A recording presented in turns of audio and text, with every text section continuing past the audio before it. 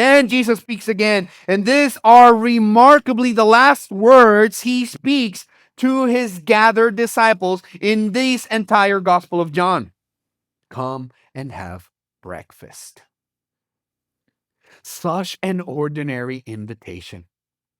And yet, John tells us something fascinating about the disciples' response.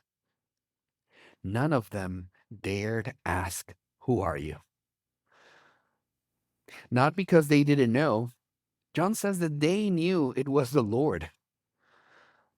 What that meant is that they had questions, real questions, the kind that had been building since the empty tomb.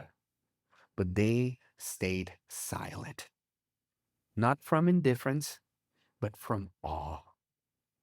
The knowledge of his person had become already sufficient for them. Not sufficient to remove the mystery, but sufficient to rest in it. They came close to him with unanswered questions and received bread from his hands and found that he himself was the answer. Not to the questions, but to the need beneath them.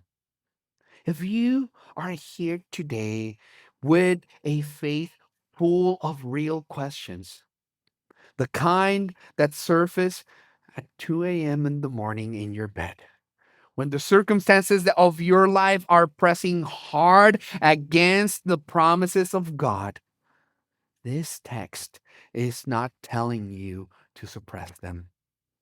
It is showing you what you do with them. Bring them to the table. Sit down. Receive the bread he is offering. And discover that the one who feeds you is bigger than the questions you brought with you.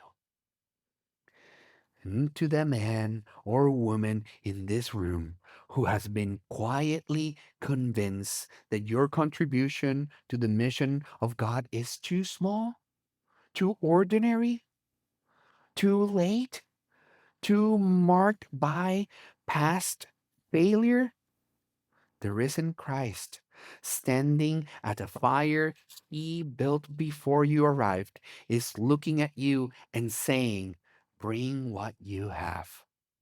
Not because he needs it, but because he has chosen to honor it. There has always been a place set for what you bring. How does the risen Lord make himself known to his church? The answer of this epilogue is both humbling and glorious. He makes himself known on the shore of ordinary life.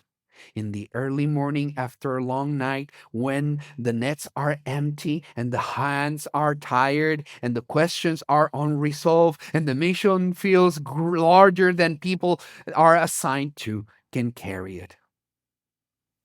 For those of you who are not yet his, carrying the weight of a life that has been fishing all night in the dark, you continue coming up empty. The risen Christ is not waiting for you to sort yourself out before he speaks. He's already at the shore. The fire is already lit.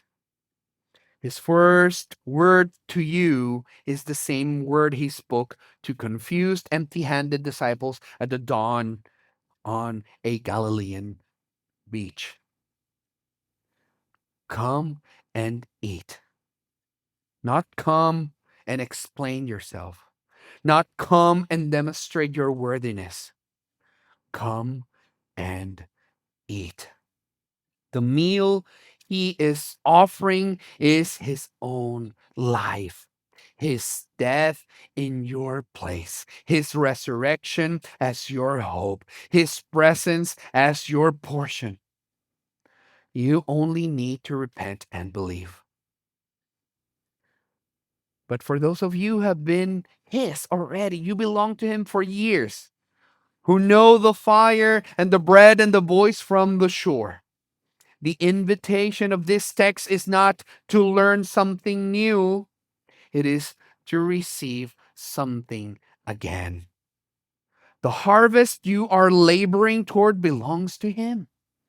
And the nets that you're dragging belong to Him. The question you are carrying belong at His table. And the fish you bring, however few, however inadequate they feel in your hands, He will receive you from and include you in what He is preparing. Cast at His word. Bring what He gives you. Come and eat. The risen Lord is already on the shore, and the fire has been burning since before you arrived.